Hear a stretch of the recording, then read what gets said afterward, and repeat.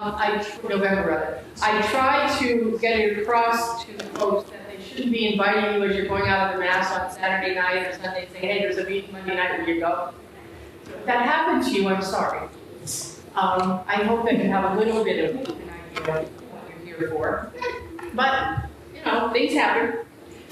This is what I hope will accomplish this evening. This will be our focus for this evening. If Peter can get our slide up there. All right? I see some new faces, so I'm going to spend some time with talking about Arise and the overview. We'll be looking at the materials. This is the main thing that we'll need to be working with. Primarily the handouts that are in the back of the book. Okay, so this is very, very important. Your process, guidelines, what you need in order to get through the next few months of planning. Okay, so that's what we're going to be going through. We will have a faith sharing experience. For some of us, it will be new. For some of us, we've done it. But either way, we will have that experience. Then we'll break and look specifically about the responsibilities as the planning team and things that are expected of you. And we'll go even more deeply into that at our workshop at the end of February. We'll talk more about that. Okay? And then we'll look at our timeline and the next steps. So that's what I hope to accomplish this evening. Right? And if there's something that you brought with you, you want to ask questions about, make sure you bring them up so that you're clear before you leave. All right? So we begin with an opening prayer in a different way. We will sing this song, but I really want you to look at the words. Sometimes I don't think we spend enough time looking at the words of the songs we sing. Those of us who remember the TV show American Bandstand, they would rate the songs, I'll give it an 8, it's easy to dance to, it's got a good rhythm. Well, sometimes we like songs because we like the melodies, right? We don't even think about the words. Sometimes we like the songs because they're easy to learn. They're not too high, they're not too low, and everybody just somehow joins in. So I'd really like us to look at the words to this song that we have sung over and over and over again in our churches. I'll have 2 verses. But if we just look at the first here in this place, new light is streaming. Now is the darkness vanished away. That means hope. That means good things are going to happen. See in this space our fears and our dreaming. Some of you have come in here tonight and in the other locations a little bit anxious. Do I have what's needed? Am I really the right person to do this? We have our fears. Some of us have come in knowing a little bit more about it, and we really have some hopes and dreams for our parishes. Brought here to you in the light of this day. What has gone on in your life so far that allowed you to say yes, even to maybe an obscure invitation from the pastor or your DRE to come to these sessions? Gather us in the lost and gather us in the blind and the lame. Who are the lost and the forsaken parishes? We look beyond a lot of times to think about the lost, and we don't look right next to us. We don't look right in the pew next to us. Who are the lost and forsaken? Who are the blind and the lame? Who are those who still have not yet seen? Who are those who have still not yet seen? Call to us now, and we shall awake. We shall arise at the sound of the name.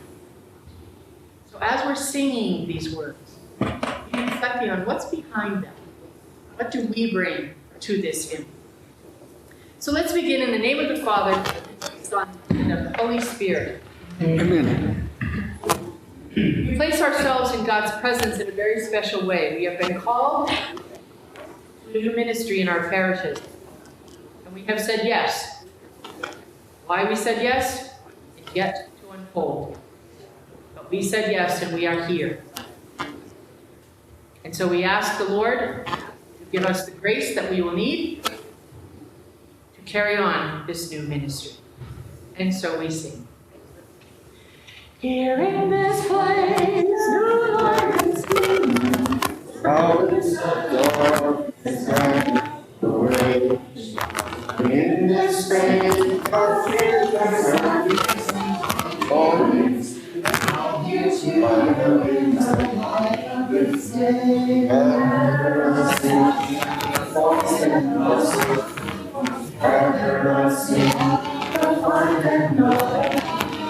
All to us now, we shall arise from the sun. Let's look at the second verse. We are the young. Our lives are a mystery. I don't think that when I was between the ages of 20 and 40, I ever thought there would not be people in my parish between the ages of 20 and 40. I don't think I ever thought, I never worried about that. But our church is very worried about that now. Our young people are going all kinds of directions. Their lives are mysterious to them, but an awful lot of us find their lives mysterious too. And so how are we reaching out to our young adults? We are the old who yearn for your face. Some of us have gotten to that point where, okay, next step is death's door. And we are longing for the Lord, but we have a lot to do between now and then. A lot to do between now and then. So we're young, we're old, and we're everything in between. We have been sung throughout all of history, called to be light for the whole human race. Remember what it said in Acts of the Apostles? Those Christians, how they loved one another. And there were converts, there were new people every day because of the witness that the early Christians gave to them. What is the witness we did? Not only outside of our parish boundaries, but within our parish. What is the witness we give to each other? What is that witness like? Gather us in the rich and the haughty, gather us in the proud and the strong. Nothing wrong with being rich. Nothing wrong with being proud, being strong. Haughty maybe, I don't know, might have some negative connotations. But we need to have some pride in who we are as Christians. We need to be strong in our faith. We are rich not only in material goods, but in that faith. Give us a heart so meek and so lowly. Give us the courage to enter this song. Those are the gifts we need as we begin this Arise process.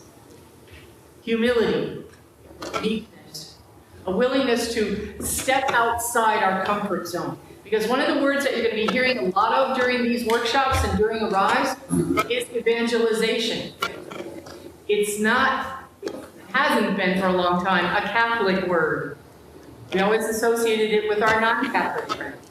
That's something the evangelicals did. They're being called now. We have been called for a long time to be evangelists. And the evangelization has to take place among ourselves first. Among ourselves first. So again, reflecting on these words, how can they be brought into our lives more richly? And let us sing together. We are the young, our lives are a mystery. We are the old, who yearn for your face. We have been sung throughout all of history, called to be light for the whole human race.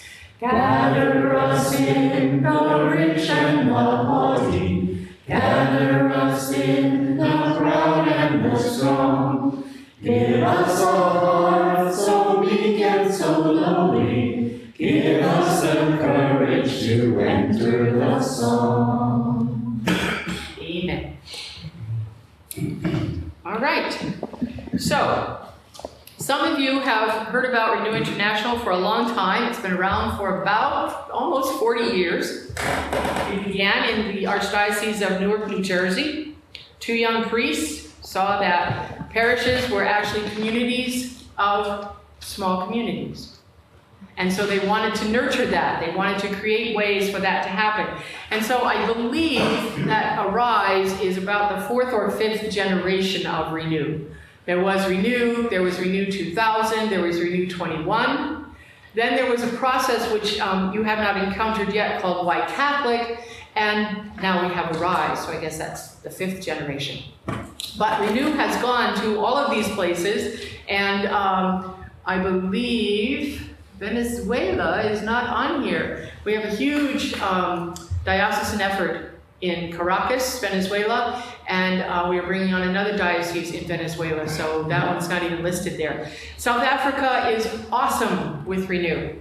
They have picked up Anglican communities as well as Catholic communities, and small communities in Africa are huge. But I should say vibrant, more than huge. They are definitely communities of communities. And what happens in the small communities then comes back to the parishes. The mission statement of Renew, you see there at the bottom of the slide. Foster spiritual renewal in the Catholic tradition by empowering individuals. We want all of you to be empowered. And communities. Your empowerment will then embrace your communities. To encounter God in everyday life, deepen and share faith, and connect faith with action. Among the many goals is just that notion of what happens from Sunday to Sunday isn't just an anomaly. It's supposed to be connected.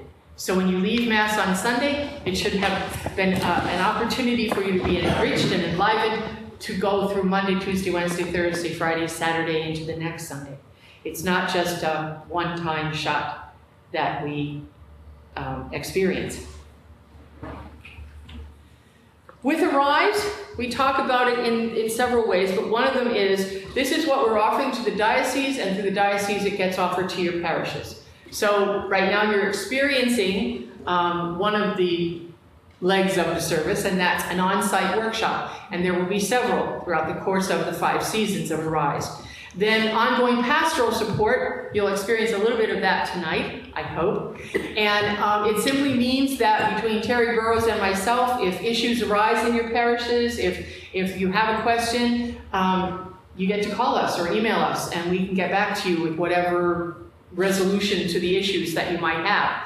And then as a result of getting registered to the Renew family, then there are so many other web resources that you will be able to encounter and make use of.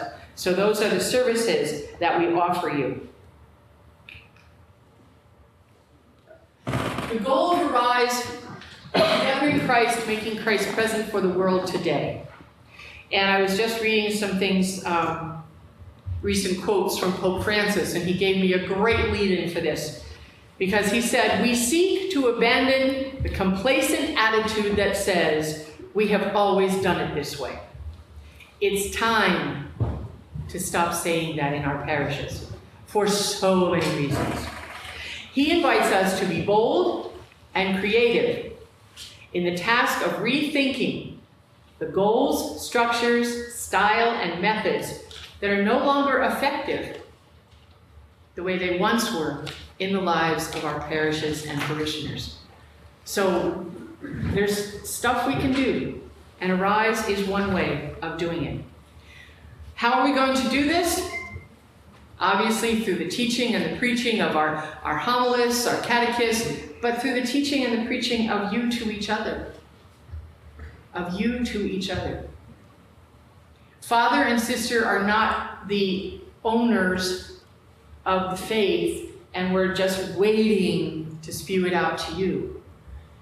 Each person in this room and in all those locations out there, we were all baptized. And by virtue of that baptism, we were called to proclaim. And some of us have been gung-ho with it, and some of us have been very close to the vest with it. But the idea is spread the faith. That's the hope.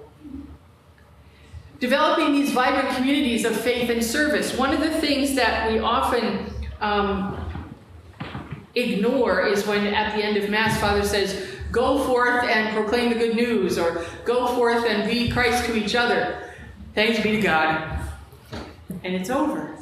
What does that mean to us? And how can it become more to us than just something that Father says at the end of Mass or the deacon?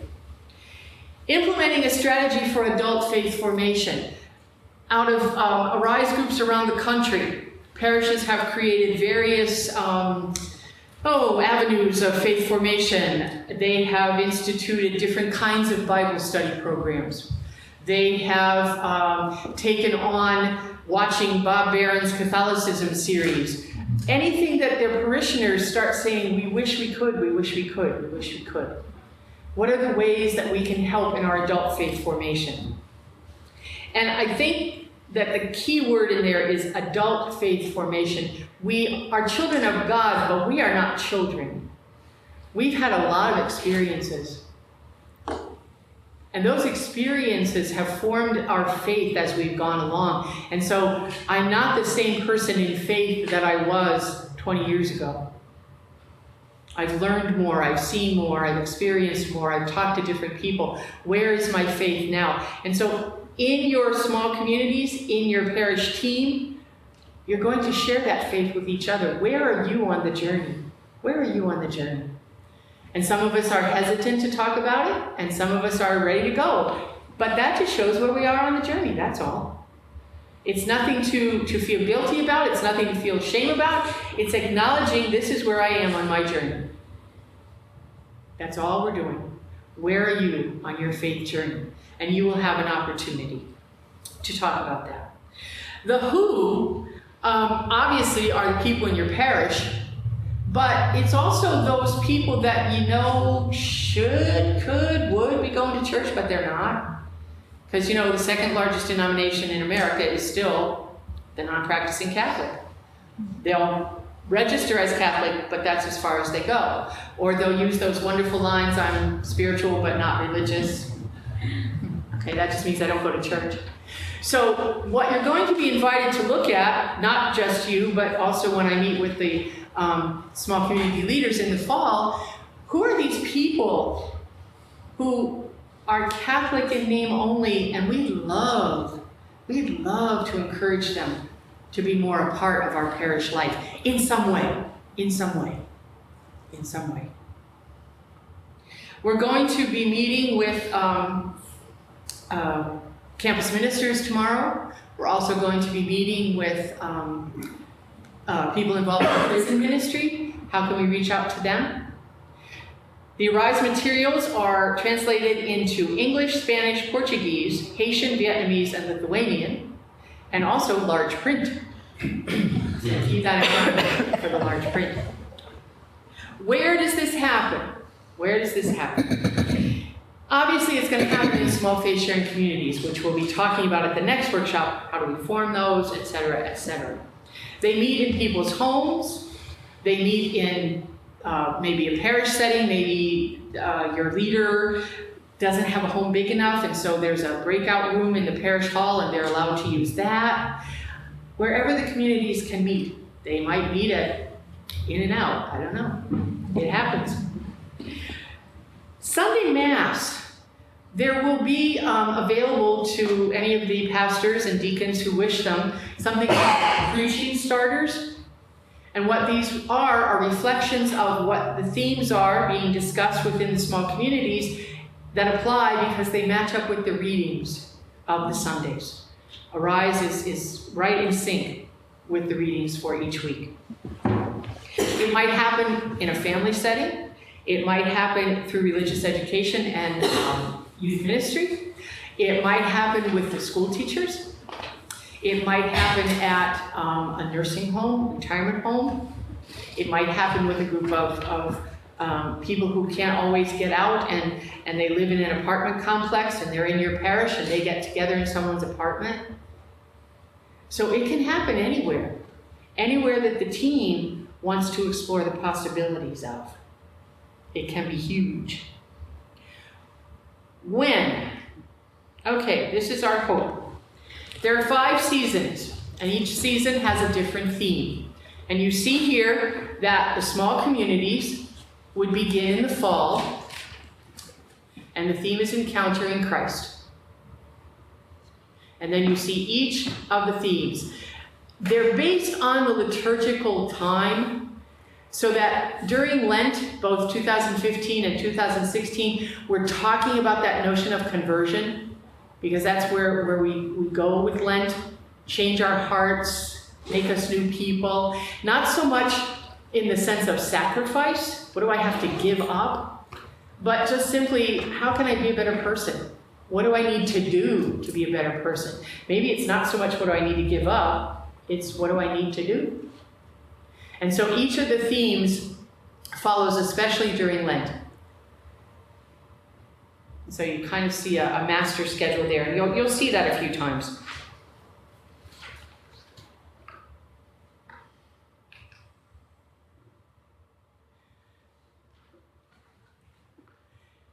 This is your faith-sharing resource. It's not a textbook, okay? It's a book given to your folks, well, they buy them, to enable and facilitate their faith sharing. And when I meet with the folks that you will be inviting to be leaders, I'll be talking to them about how best to use the book. But each session contains these elements that you see on the screen. These are the important elements of small Christian community.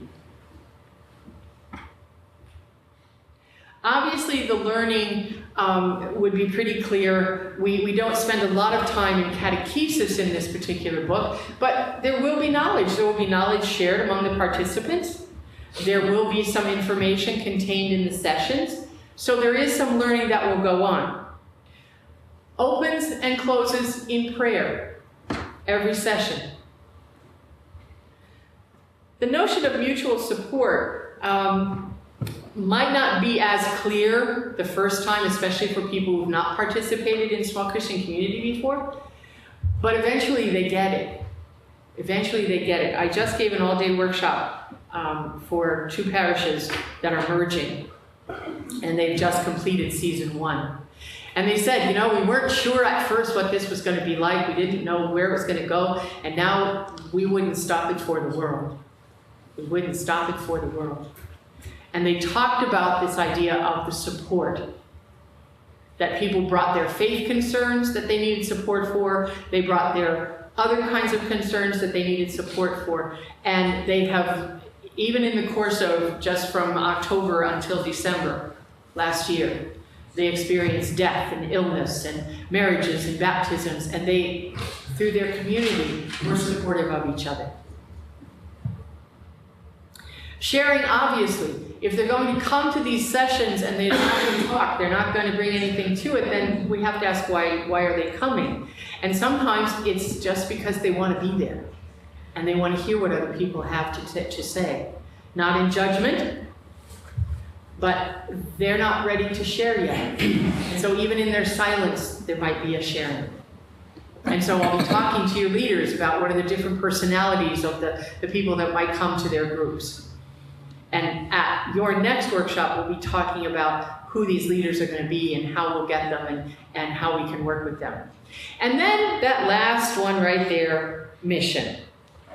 I saved it for last because it's the notion that it's all well and good, and again, very Catholic, for us to sit and talk about the things that are important to us and the ways that Jesus has talked to us. But we don't spend enough time saying, well, what could we be doing to be more like Jesus? And one of the hopes, which I didn't mention earlier, one of the hopes for you people is that you will look around in your parish, at your population, and try to find some new names, try to find some new faces. That's one of the hopes, and we'll talk about that also later on this evening. In a faith-sharing session, it's usually an hour and a half, once a week for 6 weeks, okay? And we try to structure it so that it begins around the 27th week of ordinary time, and it ends around Thanksgiving. Primarily, that was done based on the experiences of people who say 6 weeks, I can do 6 weeks. 6 weeks is manageable. Some groups have wanted to do more, and we'll talk about how they could do more. But the idea is that they don't then become stressed and tense and all of that. Oh, my group's going to meet, we're going to talk about this, and I don't have time to prepare because it's Advent, and I got to get Christmas. And so by Thanksgiving, the season is over. The groups don't have to stop meeting, but this season is over. And then they pick up again in the week of Ash Wednesday for the Lenten 6 weeks. And again, they're finished by Holy Week, so that one of the most powerful actions that small communities have taken is to say, you know, there are 8 of us, we are all going to make sure we go to Holy Thursday Mass. Some of us never do that. But we're going to go as a community. We're going to bear witness that night, as we've never done before. But then, they don't have the stress and the tension. We've got more sessions to do. And it sounds like this is going to be work. Once they get into it, they don't want to stop sometimes. But the sense is, at least you know you can take a break. And it's not going to be powerful. And usually it's a half an hour. So you have opening prayer, and we will make suggestions, but also people can create their own opening prayers. Closing prayer, we make suggestions. They can create their own closing prayer. And then in between times, we have reflections. We break open our story. There's a reflection of a very human situation. A story is told that we can almost always relate to in some way. And then there's conversation after that. And that's followed by breaking open God's story, by looking at Scripture. And what is God trying to tell us now? And we have sharing time for that. And then the invitation to act, the mission part. So it's all a nice little package. And what I'll be talking to the leaders about later on is, you don't have to follow this word for word. Some people just take everything in it. We've got to do it exactly the way it is here. I will talk to them about how they can be free with the book, use it as a resource and a guide, and also if they want to follow it. But the structure here is really very, very good to follow. Now, how many of you have had the experience of faith sharing? Anybody? Okay. Have you done it primarily based on lectionary-based resources like the Sunday Gospels? Okay. This is not based on the lectionary, all right? So even though the readings will maybe connect with the Sundays, it's not based on the lectionary, so it will add to what you've been doing, all right? You won't notice too much difference. And it might bring it more together for you. But with your experience of it, that's awesome. That's very good. So what I'm going to do is a little faith sharing with you.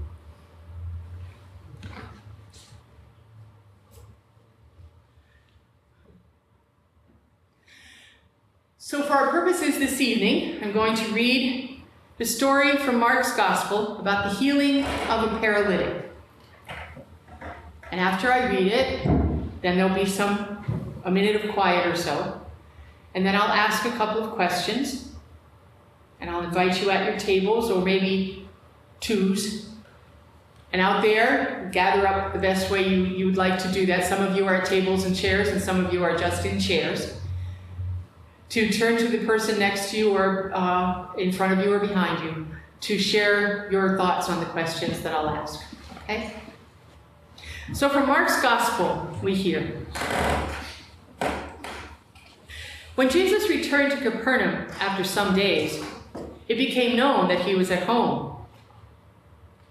Many gathered together so that there was no longer room for them, not even around the door, and he preached the word to them. They came bringing to him a paralytic carried by 4 men. Unable to get near Jesus because of the crowd, they opened up the roof above him. After they had broken through, they let down the mat on which the paralytic was lying. When Jesus saw their faith, he said to the paralytic, "Child, your sins are forgiven." Now some of the scribes were sitting there asking themselves, "Why does this man speak that way? He is blaspheming. Who but God alone can forgive sins?" Jesus immediately knew in his mind what they were thinking to themselves, so he said, "Why are you thinking such things in your hearts? Which is easier, to say to the paralytic, 'Your sins are forgiven,' or to say, 'Rise, pick up your mat and walk'? But that you may know that the Son of Man has authority to forgive sins on earth," he said to the paralytic, "I say to you, rise, pick up your mat, and go home." He rose, picked up his mat at once, and went away in the sight of everyone. They were all astounded and glorified God, saying, "We have never seen anything like this."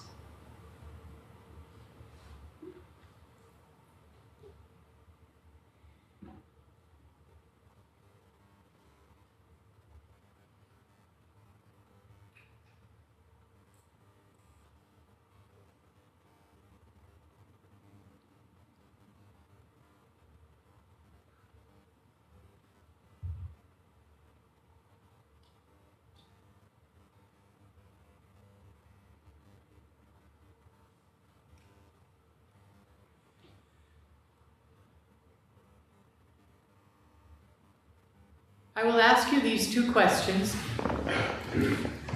Give another minute of quiet, and then I will invite you to turn in twos or threes. Don't have to do whole table sharing or whole group sharing to reflect on your answers. So one question, and you don't have to do both questions. One question would be, as you listen to the story, who were you in the story? Who were you in that story? And the second question is, this is a story about community. And so, what value do you see something like Arise having for your parish? Okay, got the two questions? Can you repeat them? All right, the first question is, who were you in the story? And the second, this is a story about community. So what value do you see Arise fulfilling for your parish as a community? So just take a minute.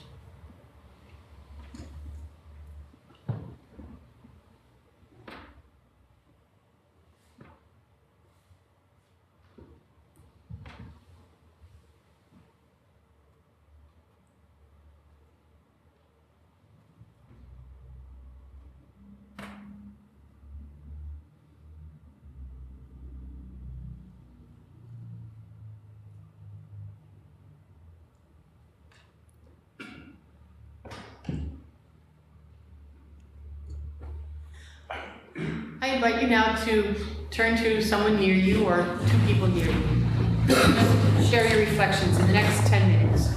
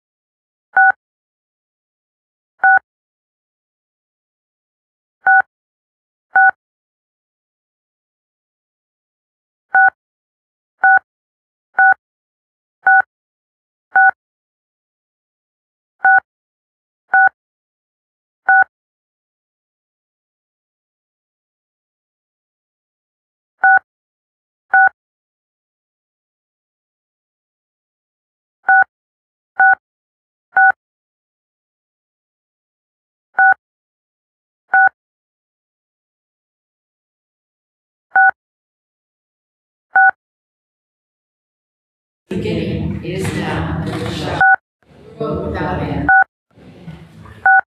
Are we folks out there? Okay. Now, I realized that the question in terms of what is the value you see about Arise, maybe you weren't ready for that yet. But I wanted you to start thinking about that as we begin making our plans. Because the value of it in one parish is not going to be the same in another parish. Overall, the value of it is to enhance, to enrich, to nurture, to encourage, and to evangelize all of the people within our Catholic communities. And we don't all have the same people in our Catholic communities. So how will we be able to use Arise to nurture, enrich, encourage, enhance, and evangelize our folks? So maybe right now that question just started a little stirring in you, but hopefully by next workshop I'll ask it again and we'll see where we are.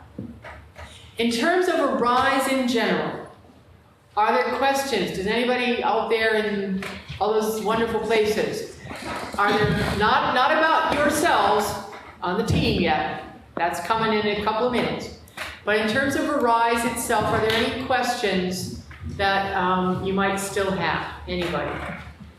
So, Spreckles, you want to unmute?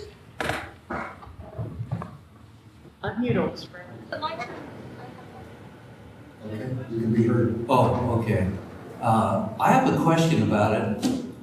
What do we say to those people who say either, oh yeah, that's just like what we did during Renew, or somebody else just says, hey, this is just Renew with refreshed makeup?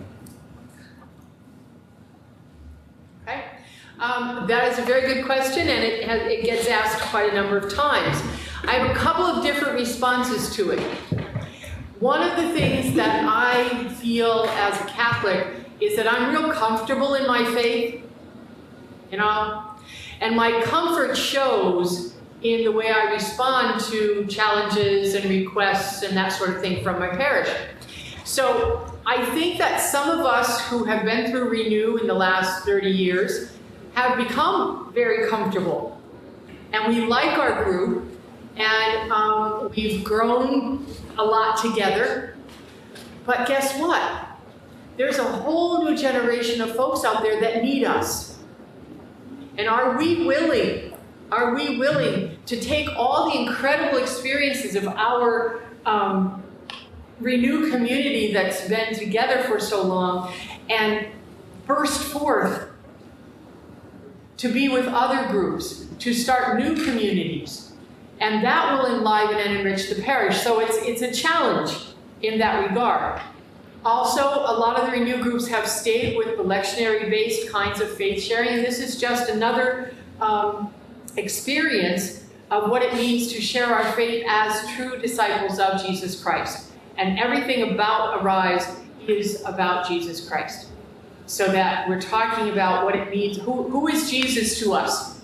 That's in the first season. And then what do I need to change in myself to be, now that I know about Jesus, to become closer to him? And then this notion of discipleship in the third season, what does it mean to be a true disciple of Jesus?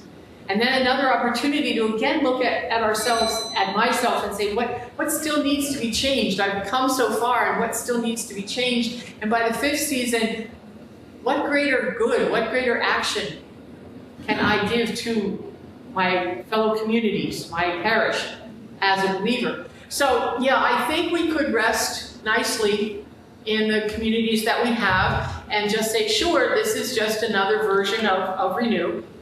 But it's asking us to go really a lot farther.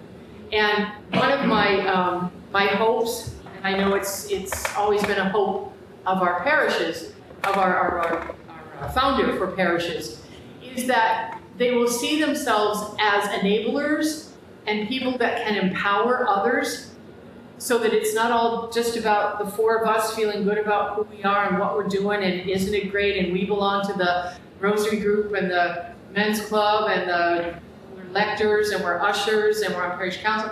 But where's the rest of the parish? Do we have any impact on them? Is there any way that they know there are even small Christian communities existing in the parish? And what is their purpose? So this is another way to grow our small Christian communities. So those groups can stay together and bring themselves into this process, but the goal is that they then begin to see, how are we impacting the parish? How are we really having any kind of an impact on the parish, as opposed to just our nice little group of folks? So I kind of see that as the challenge with bringing Arise into that. Does that help? Yes, thank you. Okay, thanks. Thank you to Ann Spreckles. Anybody else help? Raise your hand. Arroyo Grande, Mi Palmo. We have a question. Yes. Is this like Renew? There will be different organizations. There was large Christian community outreach. There was a small Christian community. Is Arise working in different areas? It's about small Christian communities, but it's also going to be encouraging you to look out there into the parish existing communities. Like, for instance, I'm going to be talking to you as members of the parish team to become your own small community, to do your faith sharing among each other so that you get to know each other, that you can reach out to the young adults in your parish, to the catechists, to school teachers, and things like that. That help? Yeah. We have another question. Sure. I wonder, will there be a chance for us to share the faith, and for people that don't understand their faith to learn the hows and whys of our Catholic faith? That's kind of a yes and no question, and the reason that I would even say no is because this is coming from a Christian-based notion, so that it's not necessarily a proselytizing kind of resource. If someone is interested in the faith, it's definitely going to be talking all about Jesus and what Jesus means to us. So if that's where they're coming from, it will definitely be helpful to them. But it's not a real catechesis as such. So the goal is not necessarily catechesis. It's really talking about where God is, where Jesus is in our lives, and our journey of faith to keep Jesus present to us. So yes, it's a both and. Thank you. Alrighty, we have a question here. You kind of answered it, because we have about 20 existing small Christian communities that are in our parish. We're very active. We have a core team that is a community in itself. We have outreach into the small Christian communities are very involved in many things outside the community in our parish. So what I'm asking myself is, how is this going to differ from what we're already doing? Who are the people that aren't involved yet? Who are the people they haven't touched yet? Who are the people that need to get an invitation? Who haven't? We'll talk more about that the next time, but that's what you'll be thinking about. Who are the people? In the evangelization workshop that comes in February, we use the gospel story of blind Bartimaeus, and the mantra becomes, who's sitting by the side of the road in your parish? Who's sitting by the side of the road and just waiting for somebody to say, what do you need? What do you need? So we'll talk more about that notion, but it's something to think about. And it's awesome that the small communities are there, and all we want to do is just build them up, and maybe from their build up, they'll build up others. So that sort of notion. Anybody else out there? No, looking good? Okay, let's talk about you now. If anyone wishes to take a break, anybody out there wants to take a break, please feel free to do so. We've had sort of people coming and going in here, so don't hesitate. In your handbooks, I'm referring to handouts on pages 2 and 2A. So if you have your handbooks with you, I'll be referring to those handouts. The handouts are in the back of the handbook. And I'm specifically referring to pages 2 and 2A. Father? We left it in the car, should we get it? Well, you might want to, but Okay, yeah, you might want to. okay, thank you. Oh, that'll be our little break. We're waiting to get a book. It's just going to be so important that you get to know your parish team handbook, because that just gives you step-by-step things to do. So it's very, very important. Say the first century, they probably 11 people or something, right? Well, yeah. Actually, they went down, because it went to 11. Well, no, they got another one. Later. Has everyone filled out their parish contact information, especially you folks out there in the other locations? It's going to be very important. You have the same number? Holding it up. I'm holding it up. Parish contact information. If you don't have it for some reason, just take down names and numbers and emails, and we will send you that information.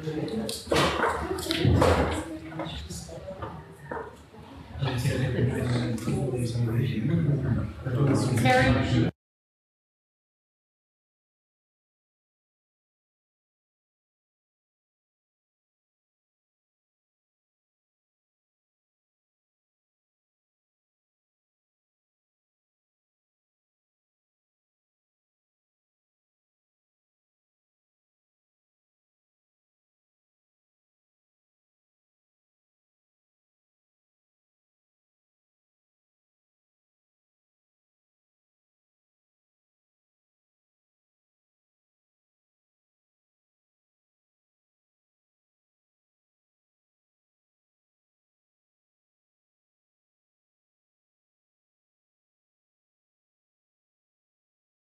The facilitators at each site could really pay attention for a minute. If you raise your hand so I know you're in the room.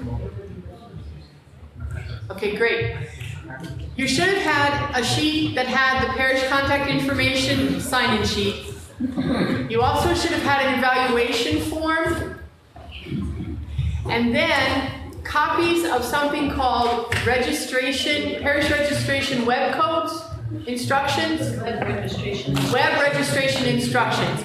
And those are done by parish. So if you know the parishes that are present at your location, will you sort of sort them out and have them ready? It'll come up a little later in the workshop. So parish web registration instructions. You don't have to give them out yet. Just make sure you know which parishes are there and have them ready. Thank you very much.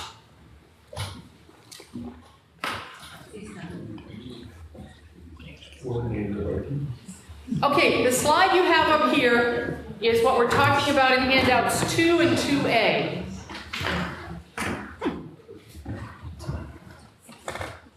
In a perfect world, and I want to emphasize perfect, in a perfect world, a good team would have 8 to 10 people on it.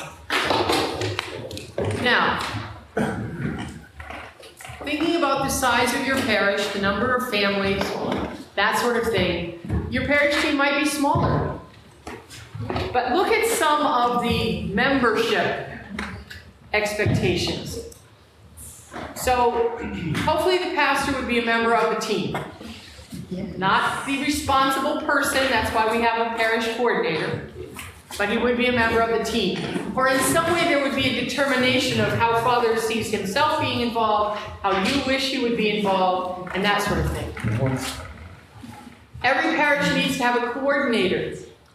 That's the person that Terry and I would be able to contact if we have questions, if we want to know how things are going or whatever. And then that is the person that would contact us if needs arise, if concerns arise. And then however many other leaders, people on the team you think are appropriate. Father might determine that the DRE could be his representative. right? So he's not gonna be on the team, but the DRE would be.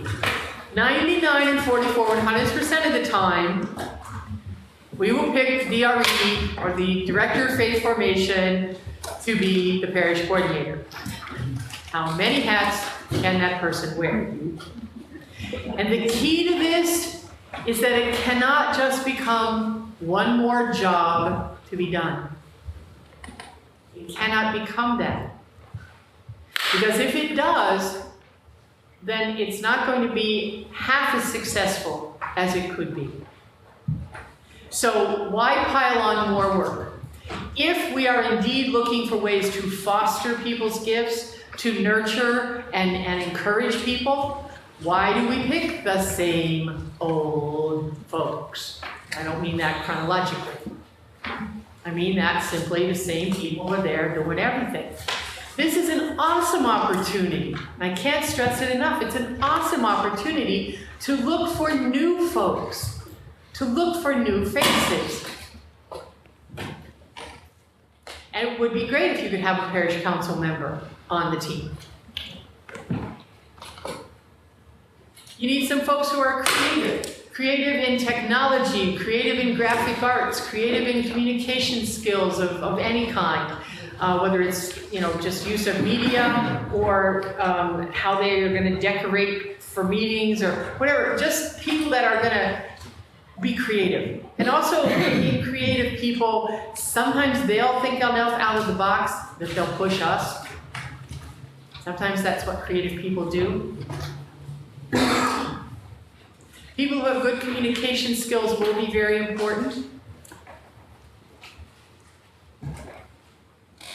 And you think of anybody else you'd like on your team. Now, on the team, you might have people who are more or less permanent members, for want of a better word, but you might have subcommittees. And so we're going to be talking about that as we look at the handouts. Right? So it doesn't just have to be the parish team doing everything. The parish team needs to be the coordinating group, so to speak, of what's happening.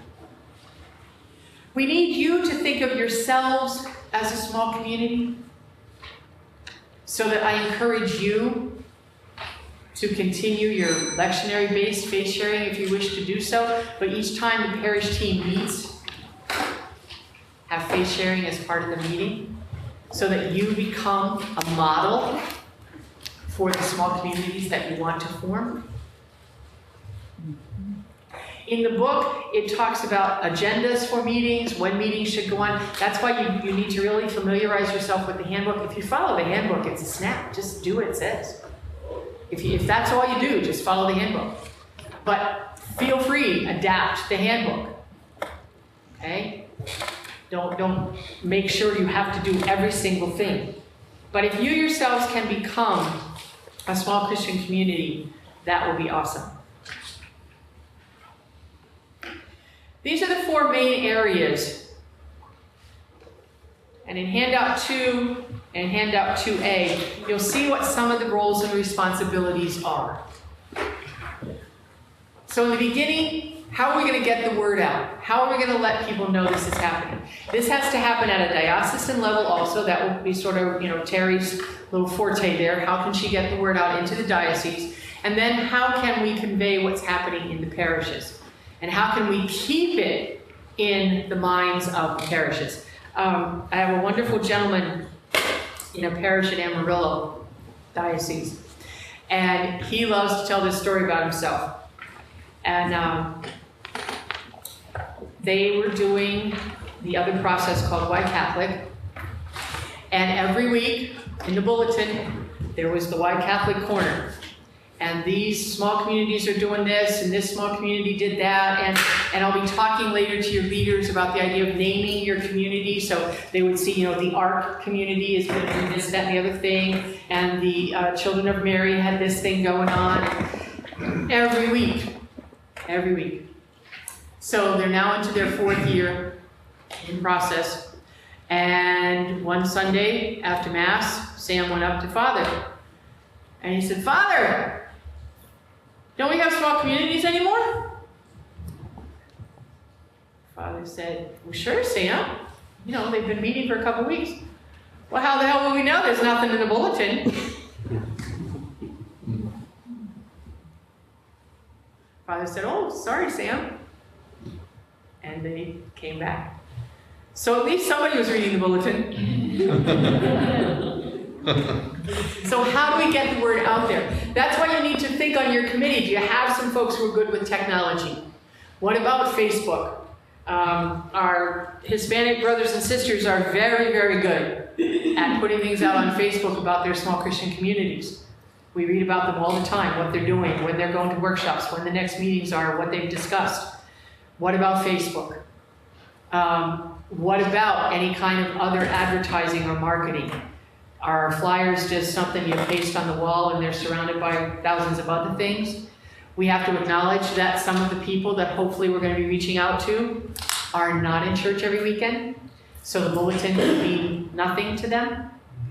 So you'll be looking at how do we get the word out there? How do we get things organized? And that is definitely what we'll be talking about at the next workshop. How will we discern small community leaders? How will we set up things like a sign-up Sunday? And this really becomes an activity. It's not just a flow along kind of thing. It really becomes an activity. And the first year, I grant you, could be a lot more work than any of the other experiences. But that's just because you want to get organized. And it's just because you want to start out on the right foot. And you want to keep people aware of what's happening. Being supportive of each other, you know, coming to the workshops together, coming to the workshops even for your small Christian community leaders. You become a support for them also.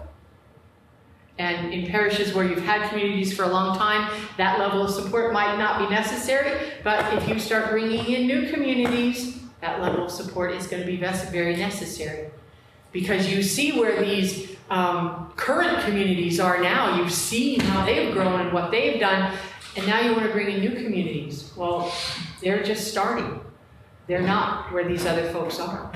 So how do you nurture them and keep them going? And times are changing. So the way people responded back then is not going to be the same way people respond now. I just had a request from one of my coordinators in Louisville, and he wants to know how he can start an online group. Because it's hard to get everybody together. So they're going to do it by Skype.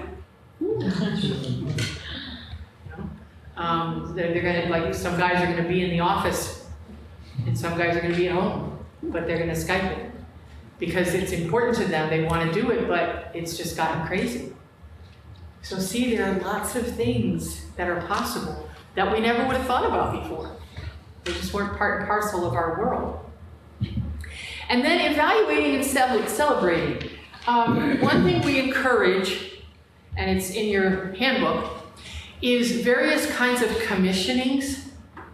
And it may depend on the pastor's desire, it may depend on a diocesan policy, it may depend on parish tradition.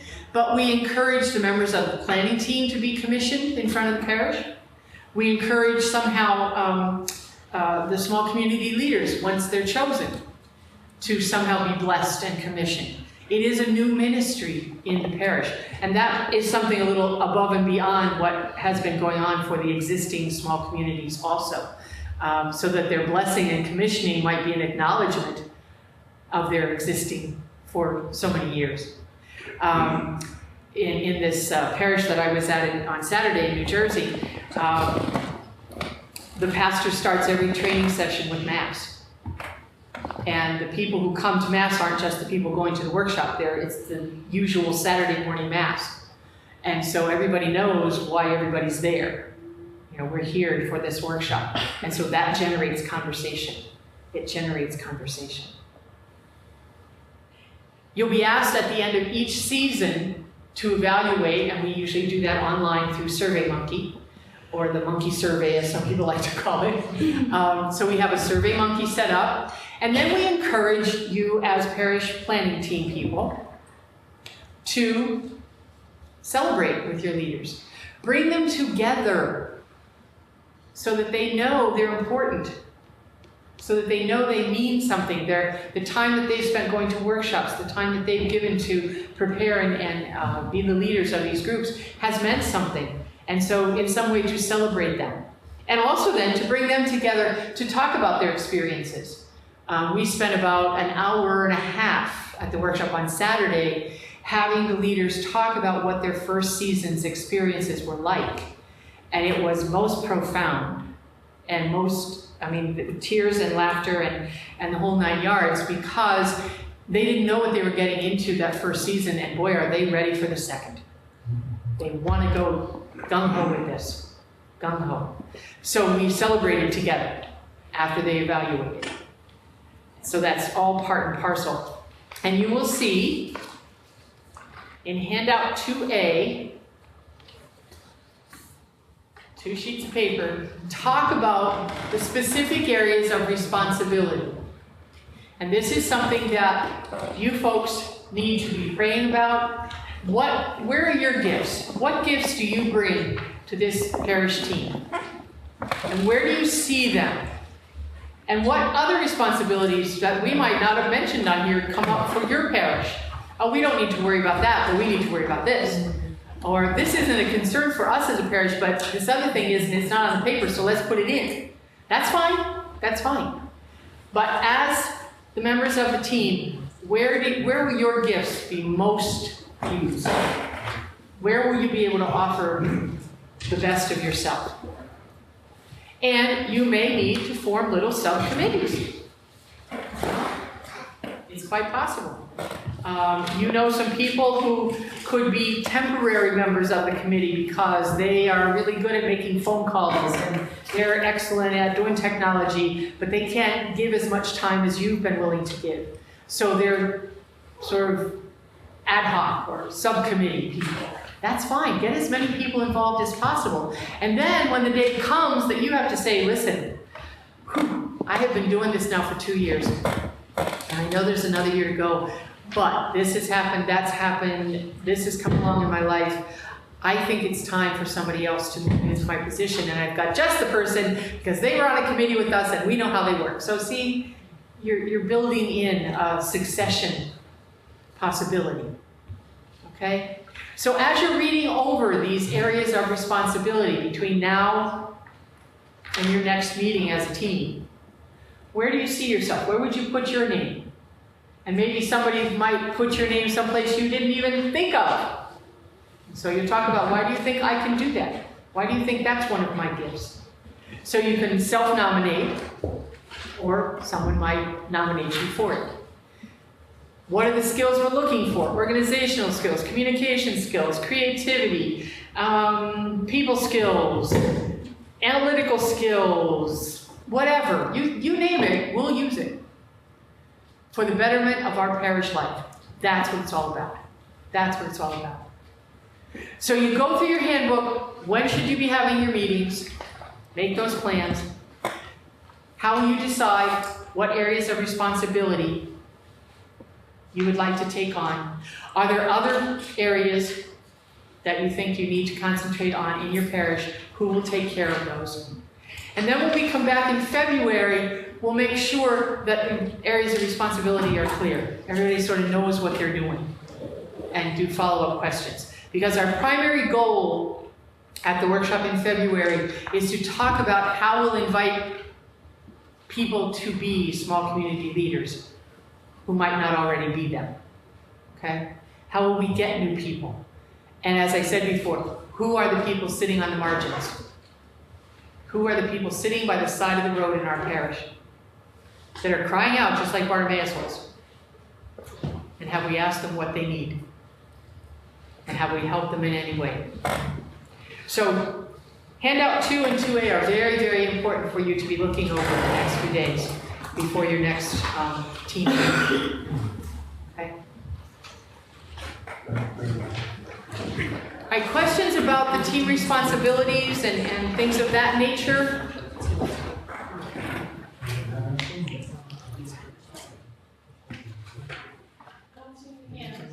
Okay. At the meetings in November, November, we spoke about your parish kit, and every single parish that's participating should have a kit in either English or Spanish or both, depending on what your activity is going to be. The handbook is very important for you to get to know. Go through it. The beginnings of the handbook cannot be copied, but all the handouts can. So if you want to make copies of the handouts to give to members of the team, I believe every parish got 5 copies in the kit.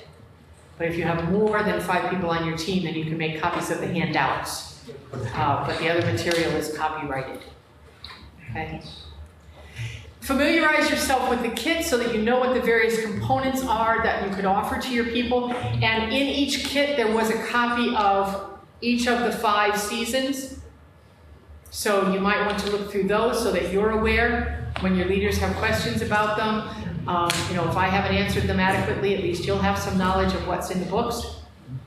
We have copies of the Arise Prayer. We have copies of samples of the youth materials, and I know some parishes are going to use those. And also there's a copy of Prayer Time, which is a lectionary-based resource, which we recommend to use what I call the in-between times, so to speak, when we're not using the faith sharing books. It's another possibility. And then a lovely carrying case. So you can put everything in and make it easier. But just familiarize yourself. If you're on the team, familiarize yourself with what's in the kit. It can only help you in the end. All right? Now, facilitators out there, you have copies of something called Web Registration Instructions for each parish at your site. I would like you to distribute those now, and we're going to talk about them, okay? So Terry has the ones for here. And you're going to be my guinea pigs.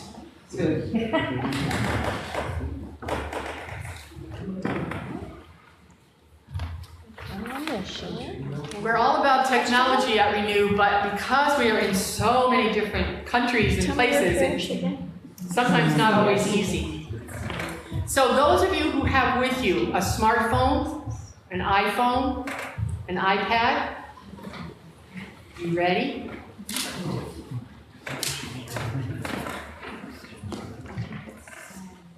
And out there, those of you who have smartphones, iPhones, iPads, if you're ready, we're going to try this experiment. And it's to get you registered online by using your phones. And the hope is that once you experience the registration process, it'll be easier for you to explain it to other people also, okay? So here's what you do. You type into your phone www.renewintl.org. Okay? /register. See what happens.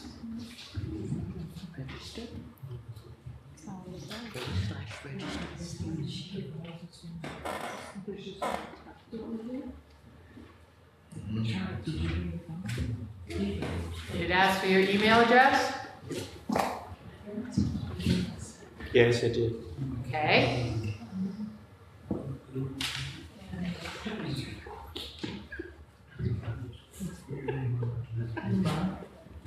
Then you should have been directed to a registration form.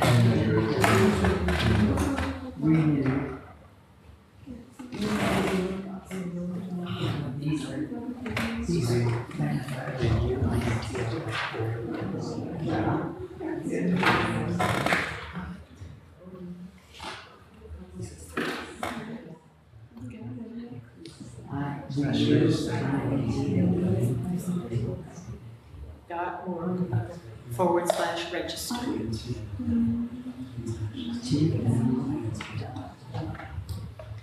Now, this piece of paper that you've received is how to do it online, okay, at a computer. What I'm giving you is how to do it with your phone. That's why you need the /register afterwards. Computers, you wouldn't? Yeah. This sheet of paper is what you would follow if you do this at home or at your office. Now, it will ask you for your code, and that's why you have this piece of paper also. This tells you what your parish code is. Oh.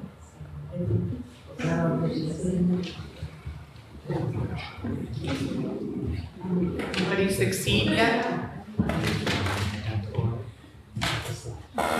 This works. I'm so proud. Is everyone behind us all into this? Are we the ones doing it? No, they're not everybody. Not everybody. She's doing it. Well, we should try. Oh, but remember, you have to put register on your phone. She should.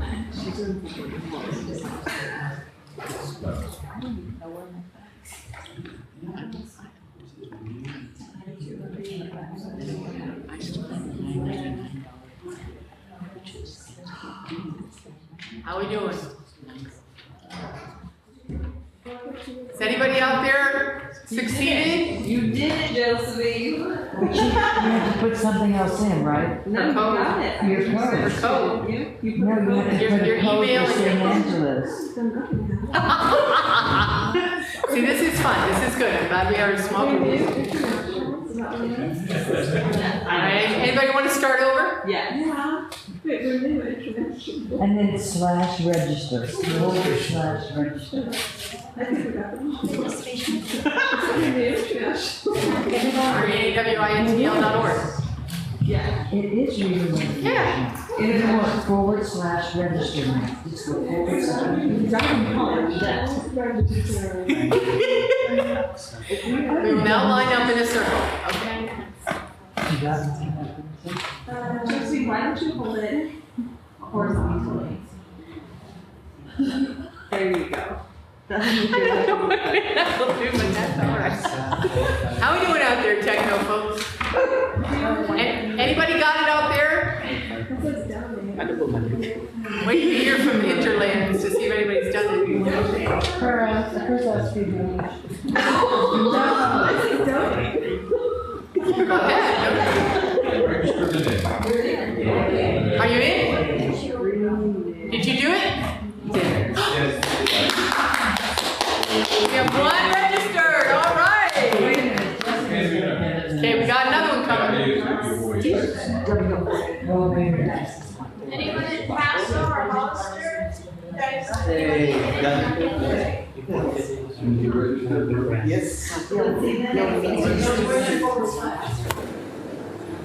Let's see that.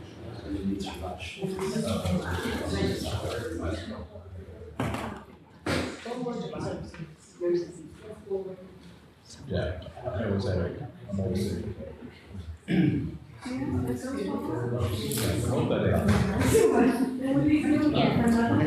No, you're gonna register her. Oh, her. Oh, did you have your parish code? Here's our parish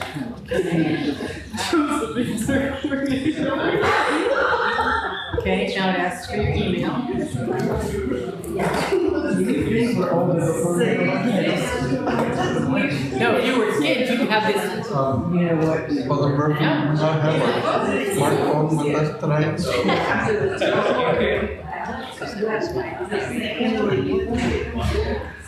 Tell them back in the office, it wasn't as easy as it looked. And they'll listen.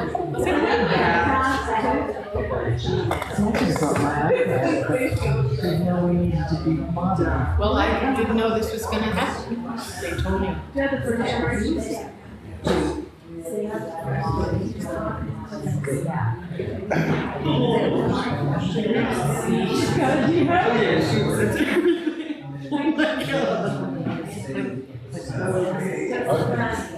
I'll do that for you. Awesome. This is your path. You're doing it here. Is it possible to do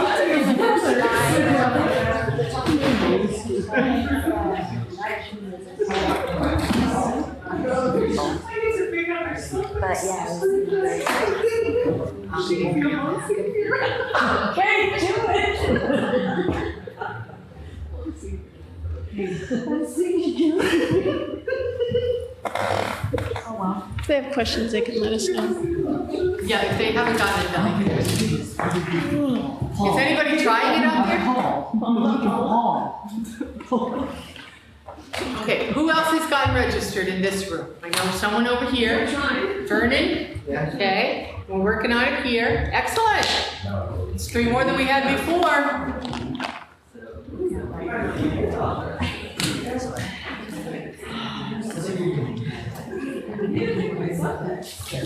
Okay, so just to be clear, this sheet of paper that you've received are instructions for doing this on a computer at home or at your office. If you want to do it on your phone or your iPad, then you have to put the /register. So it would look like renewintl.org/register. You want to make that notation. Okay? Now, one of the reasons that it's not that clear on these papers is that I found out as of about 4 o'clock Friday afternoon that our technicians felt they had this ready to go. Well, these had been printed and sent out many moons ago. So I said, well, I'll experiment. We'll see how it happens. And I'm very proud of you all. If you're all down the applause here, this is good. In the face of instructions that are right but wrong, thank you. Thank you for trying this. This is awesome. Okay? So do we know if anybody out there has been able to get in? I haven't seen anyone. The goal is everyone on your parish team Are you able to get on? should get registered. All right, that's the goal. So this code and everything should not be lost. So that you create your own password. Yes, I am Ann Terry. All right, yes. This is awesome. I'm so happy. Call tomorrow and say, we did it. When we come back together at the end of February, I'm going to ask you how many of you are registered. Well, I won't have to ask you. I'll know when I get home how many of you are registered.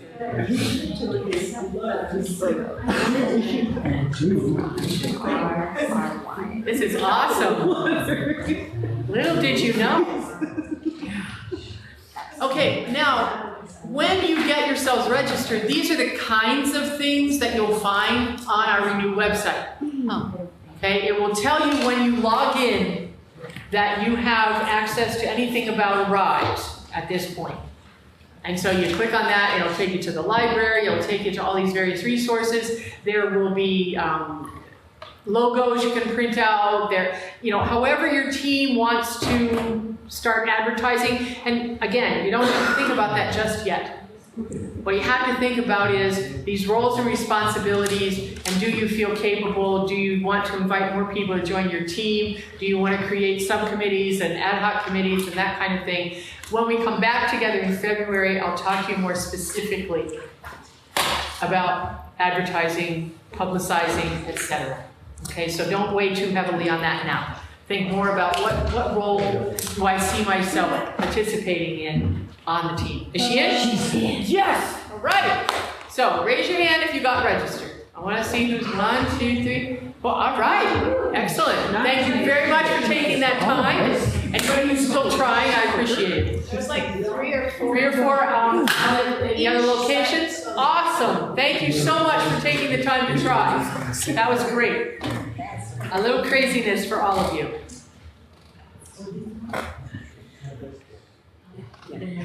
Okay.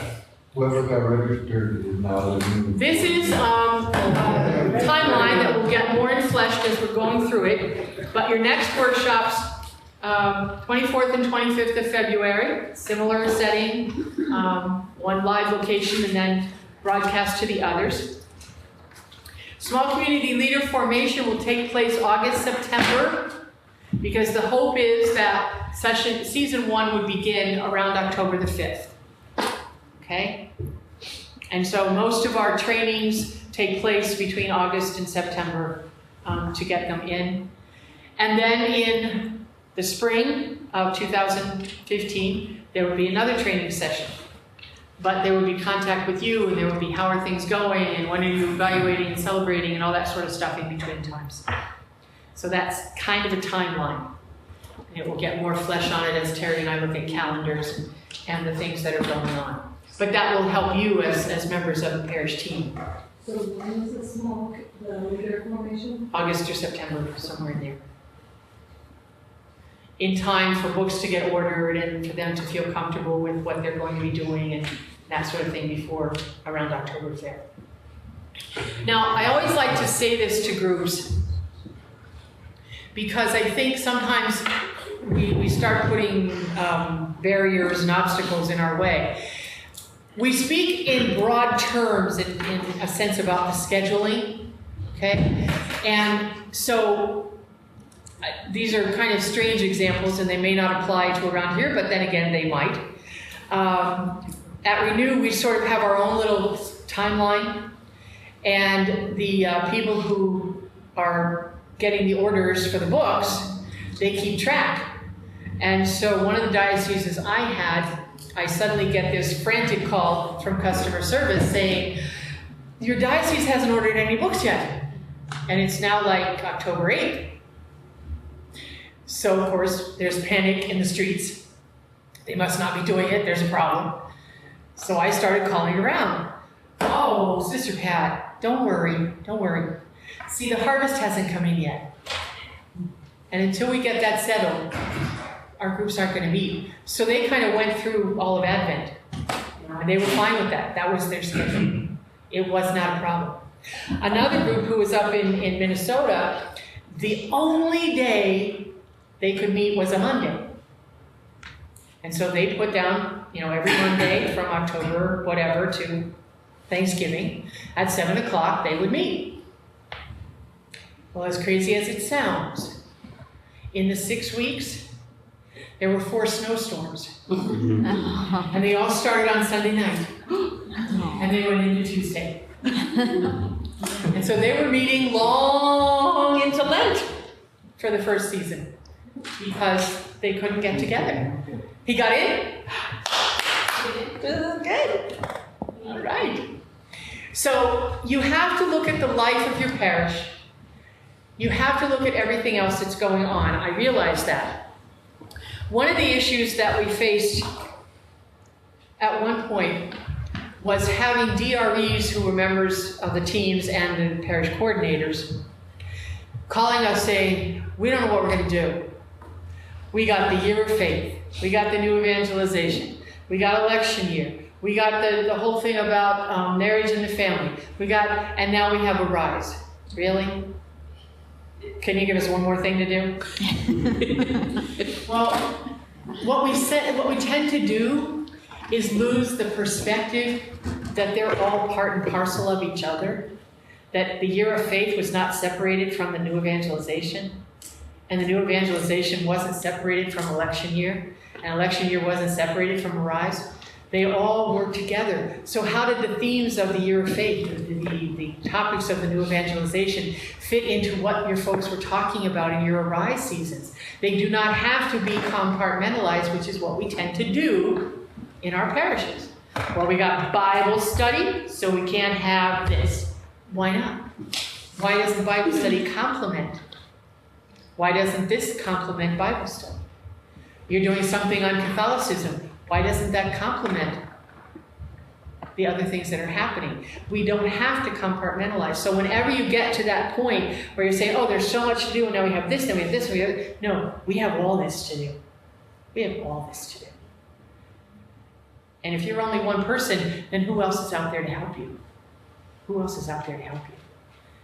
And yes, some of us are control freaks. And we are the only person that can do it. Because we are the only person that will do it right. But guess what? Jesus had at least 12 guys helping him. Think about it. Critical to being members of this team is the notion that you are about God's work. The minute you think it's your work, you're going to automatically burn out.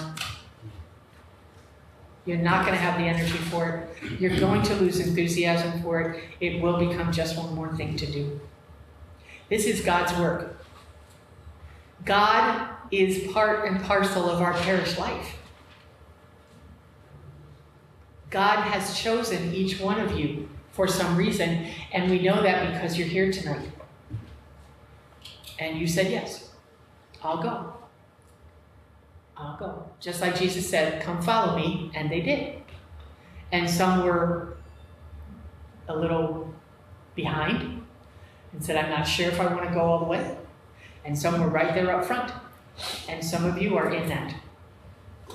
So please consider this a ministry, not another committee to be on, not something to pad your resume if you could start looking for another job, not just another job to do. It's a ministry for the life of your parish. That's what it is. That is what it is. Does your parish mean something to you? What do you want to do to keep it alive and growing and healthy? What do you want to do? And this is a way that your diocese has chosen to try to do that. It cannot avoid all the other themes and all the other tangents that start coming up in our church.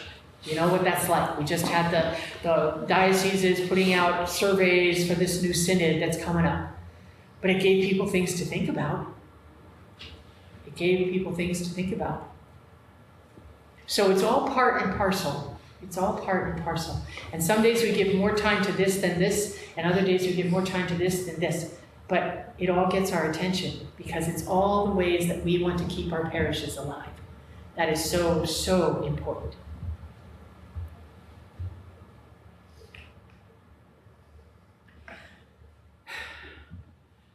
Okay, number one, right at the moment, is not a critical issue for you. All right, we're going to talk about that. I want you to be thinking about ways in your parish that you can get the word out about this Arise process. But some of us in this room need to be more familiar with the process. We need to look at the books. We need to go through the handbook. So if someone asks us what's going on, we'd be like, well, you're going to meet for 6 weeks, an hour and a half a week, and you're going to talk about Jesus. Okay. Sounds like fun. But maybe that's, where I am at the moment. That's all I know about this, because I haven't looked at the kit. I haven't looked at the books. I went to this one meeting, and, I got another chance in February to learn more. So I'm not concerned about step number one, but planning your next meeting and the meeting subsequent to that, that's going to be very important. Getting to know that handbook, what's in it, what are the things we need to do. Praying for an openness for your own invitation. And then, as we'll be talking in February, openness of other people to be invited to participate. Openness of other people. And then attending the next workshop, which will be the tools for evangelization. The tools for better planning and getting more organized. Okay? All right, that's a lot. We didn't really cover everything, but that's a lot. Questions at this point from anybody here or anybody out there?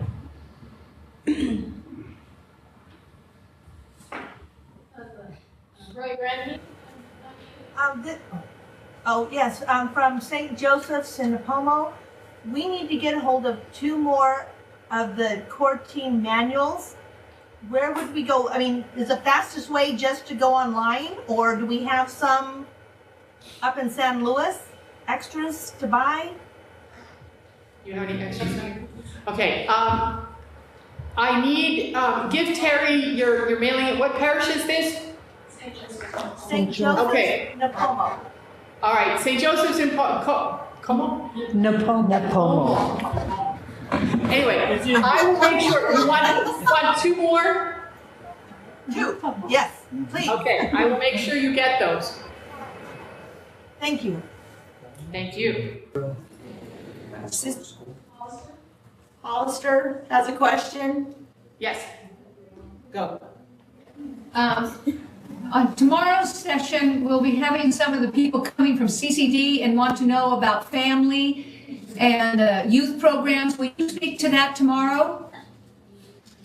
Not much more than I did tonight, but critical to that would be in your kit to look at the samples of the Arise for Youth materials So I will refer to them. Not a lot in there. I'm sorry? Materials. That one little thing. There's not a lot in there. Yeah. That one little envelope. But nothing that you will speak to it tomorrow, a little bit for them? I certainly could. It's, oops, I'm sorry, I didn't know they were attached. It's this packet, Right. samples of each of the seasons. Yeah, so I can speak to them tomorrow. That would be really good if you could just speak a little bit to them tomorrow. Great. Because our CCD director's coming in and get a feel for family, and then the youth, if it's two separate or together. Is one for families to do together, and one is for a group of youth to do together? No, it's kind of combined. The youth is more for them than the family, but the younger grades, grades 1 to 6, are family oriented. Okay. Okay, but yes, I will do that tomorrow. Do any of you That have the questions? families could do at home? Absolutely. That the families could do at home? Yeah, Yes. that's what this is for. Okay, okay. Yes. Thank you, that's very good. Thanks for pointing that out. Anything else? I need a little bit more to talk about. This is a lot to talk about. Yeah, I mean, from my standpoint. Got a question, or are they just talking? Nope. Any other questions? Aptos, you're awfully quiet. Is everyone okay up there? Okay, thank you. Are they all right out there? Okay. Yes, we're still breathing. It works for me. As long as you're breathing, that's really important. Or awake too.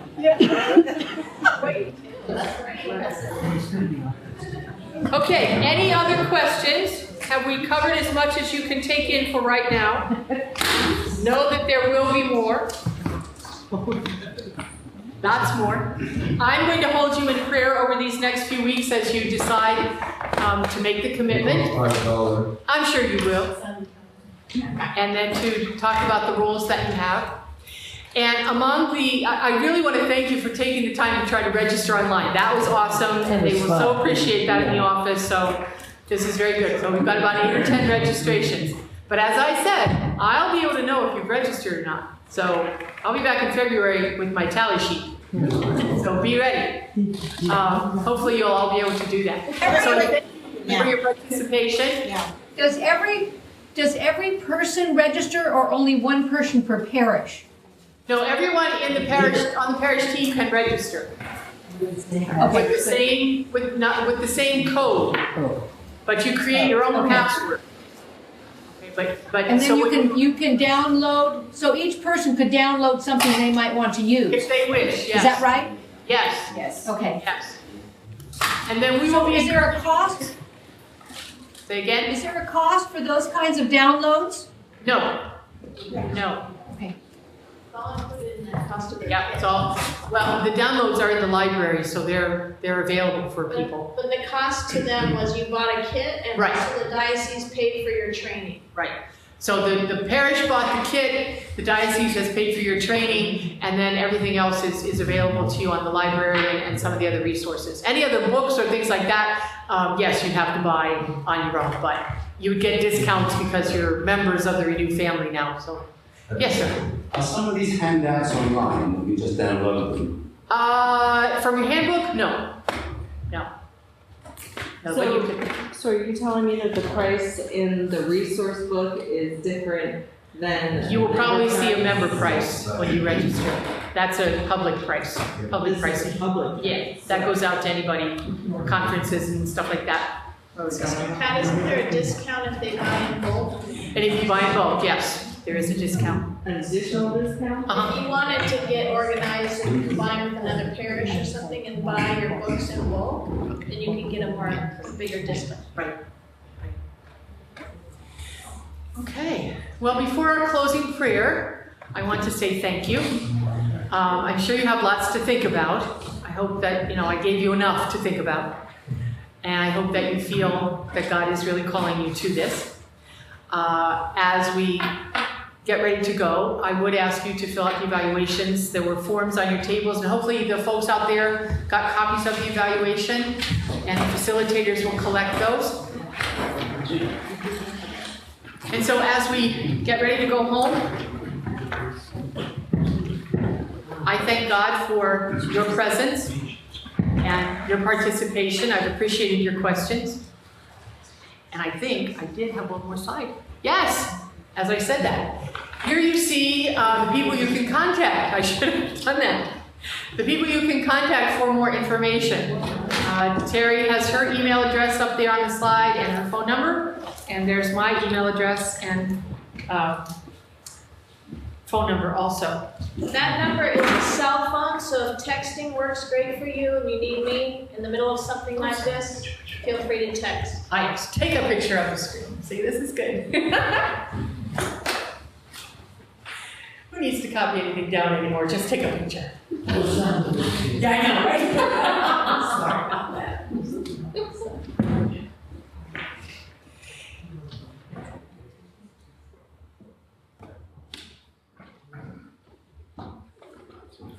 So as questions arise, you might, touch base with Terry first, and anything that she's not able to answer, she'll pass on to me.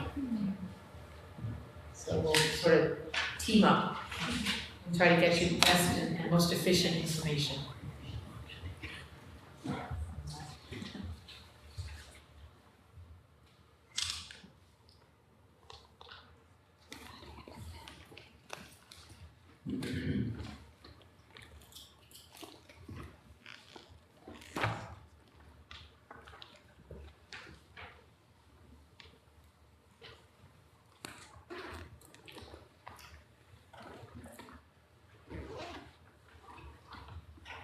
Okay, we'll have our closing prayer, and then when you finish the evaluations for the folks here in this room, just leave them on the tables. And facilitators out there, if you wouldn't mind collecting those evaluations, that would be awesome. And so let us pray. Lord God, source of unfailing light, by the death and resurrection of Christ, you have cast out the darkness of hatred and lies and poured forth the light of truth and love upon the human family. Guide us along the paths of right faith, safe from error, doubt, and unbelief, so that with eyes unsealed, we come to see you face to face, for you live and reign forever and ever. Amen. In the name of the Father, and of the Son, and of the Holy Spirit.